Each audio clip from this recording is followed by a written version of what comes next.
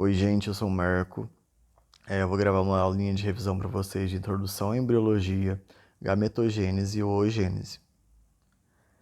Nessa parte introducional, eu quero pontuar o que é embriologia de forma bem rápida. Então, a gente vai estudar na embriologia as origens e as experiências pré-natais, como também, a partir de uma porcentagem bem elevada, então de 3 a 4% dos nascidos vivos apresentando algum tipo de malformação, a gente vai estudar e ser cobrado de forma principal, então na prova, por exemplo, da Danzinger, como acontece cada diferenciação, a origem de cada coisa, como também problemas que surgem durante essa diferenciação e essa formação. É, é o que é mais importante de saber, sempre. Vocês vão falar, é tudo? É tudo? É, infelizmente é muito importante, tá? A gente tem que, isso vai ser de suma importância para a gente entender a formação, o surgimento de vários sistemas do nosso corpo, de vários órgãos do nosso corpo, que entendendo a origem embrionária a gente entende muita coisa, porque a gente sabe composição, então a gente já sabe histologia de tabela, a gente já sabe um pouquinho de fisiologia, porque algumas coisas são muito parecidas. Já dá uma ajudinha lá em Neuranato quando vocês forem ter o semestre que vem. Então é muito importante. Eu vou falar sobre uns termos importantes aqui para vocês nunca confundirem. Então, ao ler uma prova, ao ler uma questão, sempre que eu falar de concepto, eu não estou falando só de embrião. Concepto é a união do embrião, como também tudo que compõe. Então a gente tem a placenta, membrana e todos os anexos formados a partir de uma fecundação, certo? Um aborto vai ser o aborto do concepto. Eu falo isso porque o aborto não é só o embrião abortado, mas como tudo, quando eu falo de um abortus, eu tenho a eliminação da placenta, membrana, anexo embrionário e extraembrionário, certo? Uma gestação a termo é uma gestação que consegue finalizar o tempo essencial, então a gente tem de 38 a 40 semanas de gestação. E fecundação, a gente vai ter a formação do concepto, porque a partir de uma fertilização, ósseo mais espermatozoide, eu vou ter a formação de tudo, de todos os anexos, inclusive. Não de origem direta, mas de forma secundária, porque é a partir de uma fertilização que eu vou ter o estímulo para a produção de tudo que acontece.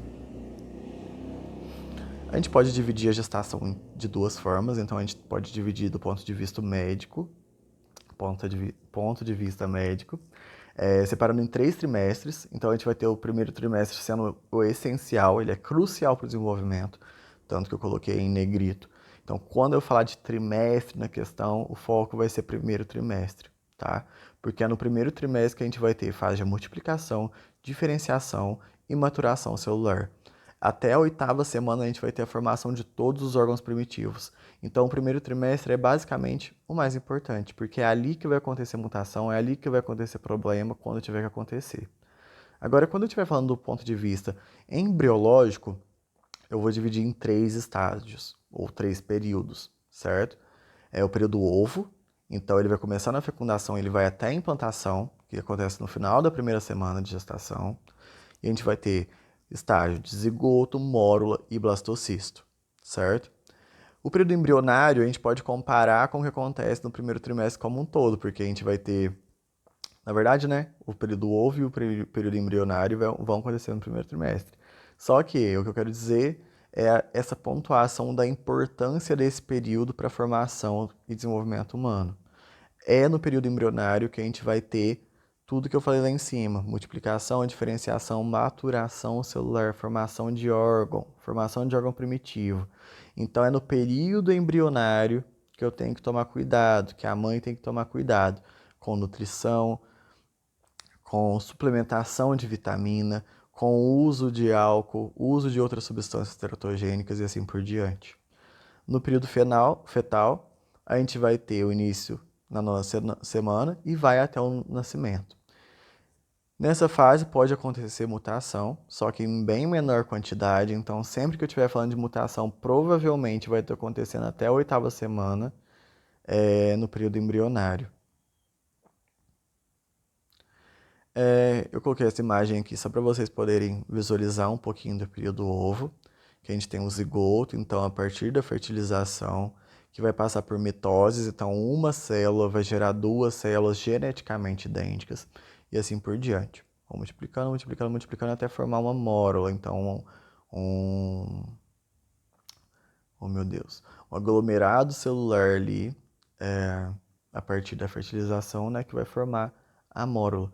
Quando eu começo a formar uma cavidade com líquido blastocístico, eu vou ter a formação do blastocisto, certo? Que vai ser a última fase do período ovo. A gente pode diferenciar as linhagens, então, em linhagem somática e linhagem germinativa. Linhagem somática, a gente vai ter parte dos nossos genes somáticos, certo? Então, a partir desses genes, a partir desses, como que fala? A gente é formado por 46 cromossomos. 44 desses cromossomos são somáticos. O que isso significa? Que é a partir da, da replicação do DNA, da tradução e assim por diante, que a gente vai ter a formação das nossas células diferenciadas. É o comando do DNA de cada locus gênico que vai determinar o que cada célula vai formar. Então, aquela célula X vai especializar em formar a célula óssea, formando um tecido ósseo, assim por diante. Como que isso acontece? Por mitose. Muito importante para que repare a multiplicação celular. Por quê? Porque é rápido. A gente tem só mitose, mitose é rápido. Eu não poderia depender de alguma coisa mais complexa para fazer esse tipo de coisa. Eu preciso ser rápido, eu preciso proliferar, eu preciso crescer e assim por diante. Então, uma célula mãe vai gerar duas células filhas idênticas, geneticamente. Importante falar geneticamente, tá? E a linhagem germinativa. A linhagem germinativa vai dar origem às células germinativas, então, que é o mais importante para a gente aqui na embriologia, nessa parte, né, na minha parte da minha aula, é essa linhagem germinativa, e ela vai acontecer por meiose. Se eu tenho meiose, eu tenho o quê? Crossing over. Se eu tenho crossing over, eu tenho variabilidade genética. Como que vai acontecer? Coloquei essa imagem aqui só para dar uma lembradinha. Então, a gente vai ter dois cromossomos homólogos, em que as cromátides não irmãs vão trocar no quiasma partes dos seus cromossomos. Então, eu vou ter um cromossomo, uma cromátide recombinante, certo? E isso vai me dar variabilidade genética. Podem ocorrer mutações, então, durante a meiose, durante a disjunção dos nossos cromossomos, das nossas cromátides. Se isso acontecer, a gente chama de não disjunção e ela aumenta com o avanço da idade. Quando eu tenho, então, vamos supor, eu estou lá formando um espermatozoide e eu formei um gameta com 24 cromossomos, certo? Esse gameta de 24 cromossomos vai fecundar junto com um de 23, formando trissomia. Então, vou ter 47 cromossomos no total. Quando acontece do 21, então a gente vai ter síndrome de Down. Quando acontece no 13, a gente tem síndrome de Pateu. E quando acontece no 18, a gente tem uma síndrome de Edwards, certo? Agora vamos supor, no mesmo processo de gametogênese que eu estava pontuando do espermatozoide lá, o espermatozoide irmãozinho dele lá, que foi formado junto, algum ficou com um cromossomo a menos, vocês concordam? Se um for com 24, um teve que ficar com 22, porque a soma foi 46. Então, esse de 22 vai lá e fecunda um gameta de 23. Eu vou ter monossomia. Quando eu tenho monossomia, eu vou ter síndrome de Turner, por exemplo. Eu coloquei aqui a imagem, né, da síndrome de Down, do lado esquerdo, e síndrome de Turner do lado direito, que a gente tem a presença do pescoço alado aqui, ó, que é muito característica da síndrome de Turner. Agora, já falando um pouquinho de gametogênese. O que gametogênese vai ser? Ela vai ser a conversão de células germinativas em gametas masculino e feminino, certo? Como que isso acontece? Por meiose. Então, a gente vai ter a formação de célula haploide por meio de uma célula diploide. Por quê? Porque é uma meiose. É uma divisão reducional, certo? Durante a gametogênese, a gente vai ter tanto mitose quanto meiose, então eu vou ter fase de proliferação celular, eu vou ter fase de diferenciação, então eu vou ter uma redução, né, do material genético e assim por diante. E como, da onde a gametogênese vai surgir? Onde começa? A partir das CGPs. As CGPs vão ser as precursoras, então elas que vão começar, vão dar origem lá do comecinho mesmo aos gametas. A gente pode identificar elas entre a quarta e a sexta semana de desenvolvimento, e elas vão formar os gametas. Então, quando eu estou falando nessa parte aqui de CGP, gente, a gente tem que entender que é um bebê que está lá na barriguinha da mãe, e isso está acontecendo lá nesse bebê, certo? Tá. Porque tem gente que pensa na mãe adulta e assim por diante, é uma bagunça, tá?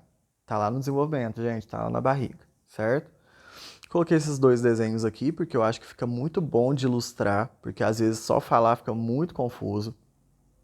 Então, a Danziger sempre fala, as CGPs surgem na parede do saco vitelínico, vão se proliferar através do mesentério intestinal e elas vão se instalar na parede do dorso corporal, nos primórdios da gônada do embrião.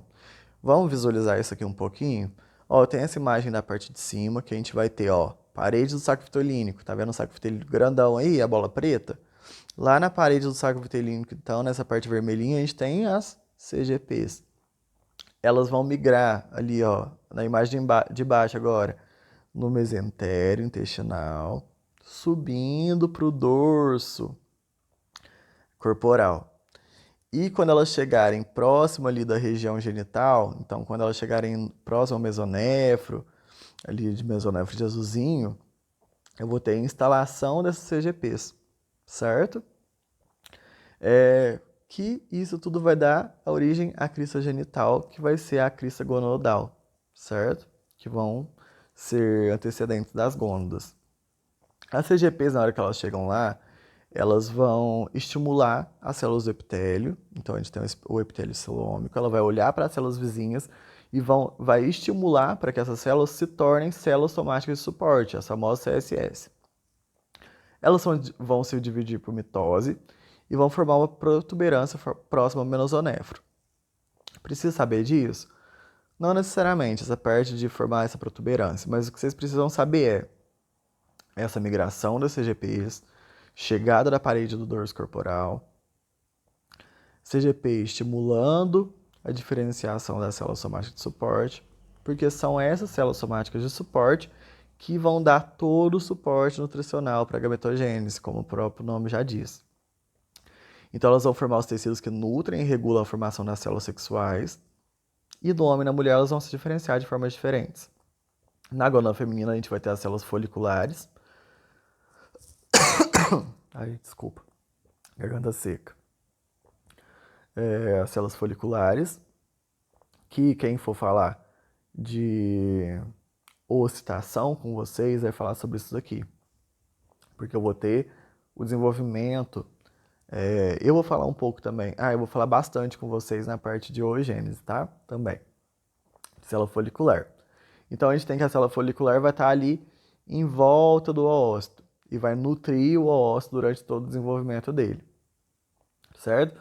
A crista genital ela vai ser constituída por folículo ovariano mais o oócito, certo?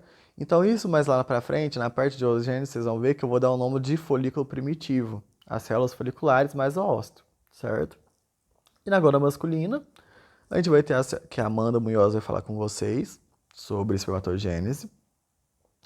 A gente vai ter as células de Sertoli, presentes no túbulo seminíferos, e elas são responsáveis pela nutrição das CGPs que vão formar os espermatozoides, certo?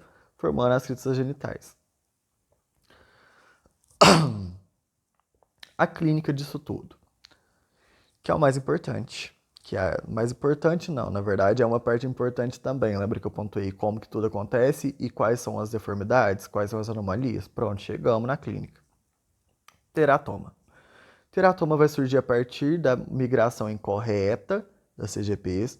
Então, umas CGPs que estavam migrando lá no mesentério, indo lá para a parede dorsal, corporal, ficaram estacionadas em alguma região.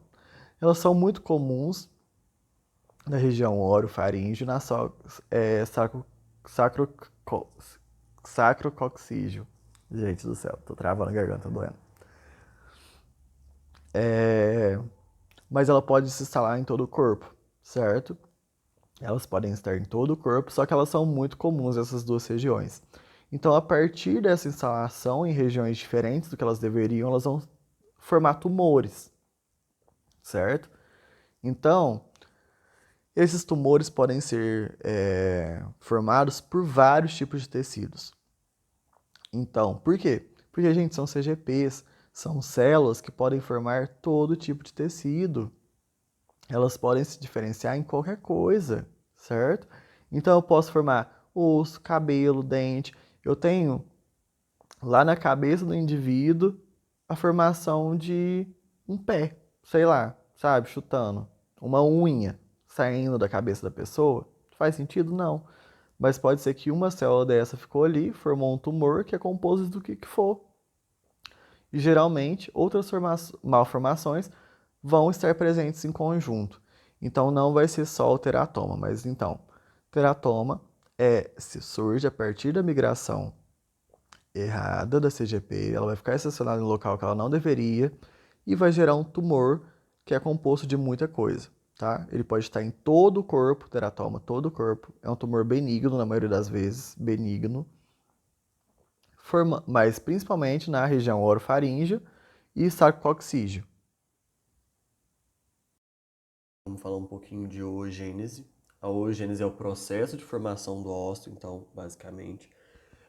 Esse processo dura anos, por quê? Porque a gente começa lá no período gestacional daquele indivíduo, vai ter uma pausa gigantesca até a puberdade, e na puberdade eu vou começar a fazer esse processo novamente, dar continuidade a esse processo. A gente tem que no terceiro mês de gestação, então, de desenvolvimento, a gente vai ter uma fase proliferativa. Então, os CGPs que chegaram lá no dorso, na parede do dorso, vão se tornar milhões de oogônios, certo?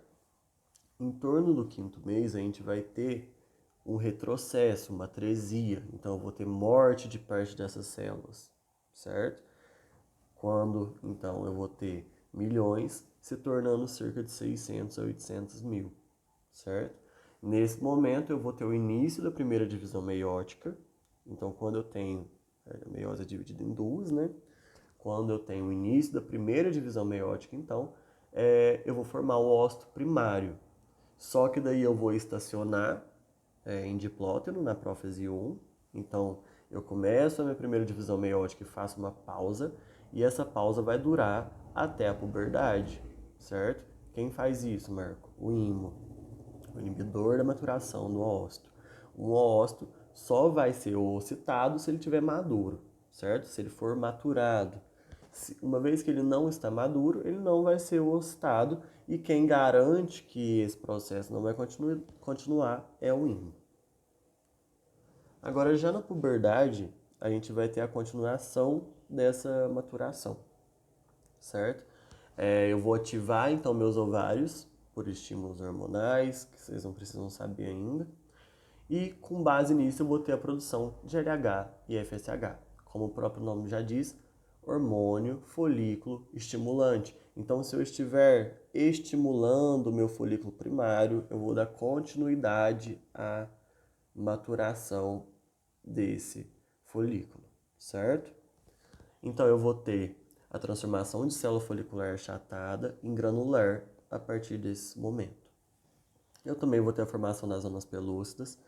A gente tem zona pelúcida 1, 2 e 3. Só que a gente tem que a 3 é a mais importante, por isso que eu pontuei ela diretamente. É nela que vai ocorrer o contato com o espermatozoide. Tá errado aí, gente. É a abreviação, mas é espermatozoide, tá? É SPTZ. Então, como que esse contato vai acontecer? A gente tem a zona pelúcida 3 entrando em contato com o SPP1, e isso vai ser o início da nossa fertilização, certo? Sem isso eu não consigo fazer a fertilização. Então, sob o estímulo de LH e FSH, a gente também vai formar o antro nesse momento. Então, eu vou ter líquido migrando para dentro do folículo, criando uma cavidade antral, e por isso que eu dou o nome para ele de folículo antral ou de Graafi. Aí, próximo à ocitação, a gente vai ter o ápice do crescimento folicular, né? Então, eu vou ter o antro bem grande, bem volumoso. Eu vou ter a formação das tecas, interna e externa. Gente, sempre, com relação a Danziger, pelo menos, teca interna em relação ao ovário, nunca em relação ao ósito, tá? Então, teoricamente, a interna é a externa é a interna, se a gente for pensar em relação ao ósito. Então, a teca interna vai ter função de proteção e a teca externa vai ter função de secreção de enzimas para fertilização, certo? A gente também tem uma teca que é conhecida como teca capsular e ela tem função protetiva, mas ela não é a mais importante de todas, não. Aí eu vou ter um pico de LH, com o pico de LH eu vou ter o final da minha primeira divisão meiótica e formação do ósito secundário. Então, após o pico de LH, eu tenho o final da primeira divisão meiótica e vou formar o ósito secundário. É esse ósito secundário que vai ser o ocitado, certo? Quando eu formo esse ósito secundário, eu vou ter o início da meiose 2. E ela também vai estacionar em metáfase 2 agora, certo? E só vai terminar a meiose 2 se aquele ósito secundário for fecundado, certo? Quando eu tenho a divisão, então, quando eu tenho o final da meiose 1, eu vou ter a formação do primeiro corpúsculo polar também. Não sei se vocês lembram disso lá do ensino médio, mas sempre que a gente tem a divisão meiótica, falando de gametogênese feminina, a gente tem a formação de um tipo de ósito e de um corpúsculo polar. Esse corpúsculo polar que ele vai ser degenerado, então não tem tanta importância. O ato de ocitar. A gente vai ocitar durante um pico de LH também, então olha para você ver o tanto que o LH é importante, né? E a gente vai precisar de dois fenômenos primordiais para isso. A gente tem ativação de enzima lítica, então são essas enzimas líticas, então lítica é o quê? Que vai quebrar, certo? Elas vão quebrar as células granulares que estão em torno do ósito para formar um orifício para que o ósito possa passar, certo? Além disso, eu vou ter contração na parede do ovário. Então, essas prostaglandinas, que são enzimas, elas vão promover essa migração, então, porque eu tenho contração, facilitando a expulsão do ósito secundário. Então, como eu disse antes, se ele for fecundado, a gente vai ter o término da segunda divisão meiótica. Eu coloquei essas imagens aqui para vocês, coloquei até o título de visualizando, porque às vezes é meio complicado de entender. Ó, vamos dar uma olhadinha. Na imagem A, por exemplo, a gente vai ter o folículo primordial. Vocês estão vendo que as células são achatadas, as células foliculares, no caso, elas são bem achatadas, não vai ter a presença de um antro, vai ser uma célula bem pequena. Quando eu já olho para o lado B, eu vou ter um folículo primário, com células achatadas se transformando em granulares. Olha, vocês verem que o formato já mudou bastante. Então, elas estão se tornando granulares. O C é um folículo primário por si só. A gente vê que não tem um antro ainda, certo? Na D, a gente já vai ter uma passagem para o folículo antral. Você vê que começa a ter um acúmulo de líquido ali do lado esquerdo. Olha, na imagem da esquerda, na parte inferior. Vou ter um acúmulo desse líquido. No E, a gente já tem um folículo antral. A gente vê olha, o tamanho desse antro, certo? No F, eu coloquei para vocês verem a relação de corpo lúteo, por exemplo. Porque eu vou ter o ósito sendo ocitado e o restante do que sobrar do folículo vai dar origem ao corpo lúteo, certo? Que é o corpo lúteo que vai manter a gestação nos primeiros meses antes da ação da placenta por si só. Aqui eu coloquei para vocês também para ter uma visualização do ovário em si. Então a gente tem lá ó, folículo pré-antral, que é o folículo primário, folículo primordial, se tornando um folículo antral, certo? E a formação do ósito secundário após o término da meiose 1, certo? Com lá o pico de LH. E a partir disso, da formação desse ósito secundário, a gente vai ter a ocitação. Oocitei, o restante que sobrou, tá vendo que sobrou bastante ainda do folículo? Corpo lúteo. Então, corpo amarelo maduro, igual tá lá do lado esquerdo, é mais ou menos o que vai ser formado. Então, vamos fazer uma revisãozinha rápida aqui. Então, na mulher, a gente tem as CGPs, que são as células primordiais para a gametogênese feminina. No terceiro mês, a gente vai ter uma fase proliferativa, então muita divisão mitótica, proliferação, formando as oogônias. As oogônias, por volta do quinto mês, por meiose também vão estar acontecendo meiose, né? E milhões vão se tornar 600 a 800 mil, formando os ócitos primários, certo? Quando eu formo o ócito primário, eu vou ter a parada na prófase da meiose 1. Quem faz isso? O imo, até a maturidade sexual. Chegou na puberdade, a gente vai ter um pico de LH, lembra? E a gente vai ter o final da meiose 1, formando o ócito secundário, certo? Fase meiose 2. Vai acontecer o quê? Só acontece se for fecundado. Então, se eu não tiver a fecundação, eu não vou completar a meiose 2. Aqui eu coloquei também, é bem parecido com o que estava lá antes. É só mesmo para vocês conseguirem visualizar algumas coisas. Então, a zona pelúcida, a célula folicular cuboide, que eu já tinha mostrado para vocês lá, como é o antro. Nessa imagem de baixo que a gente chama um desenho, né? Se vocês separarem aqui e voltarem, né, quer ver, nessa imagem aqui, ó. Olha lá no D, tá vendo que tá começando a formar o antro que eu falei para vocês? Naquele desenho que tava lá antes, ó. Grava o D e o E. A gente tá começando a ter o antro e no E a gente já tem um antro bem formado. Olha lá, ó. Começou a formar um antro, depois tem um antro bem formado do lado direito, certo? Gente, é isso, a aula foi essa. Eu espero que todos tenham gostado, que vocês façam uma ótima prova. Não dá para falar tudo, né? A gente tenta falar o que é mais importante. Se vocês precisarem de qualquer coisa, me chamem. E é isso, tá? Boa prova, um abração.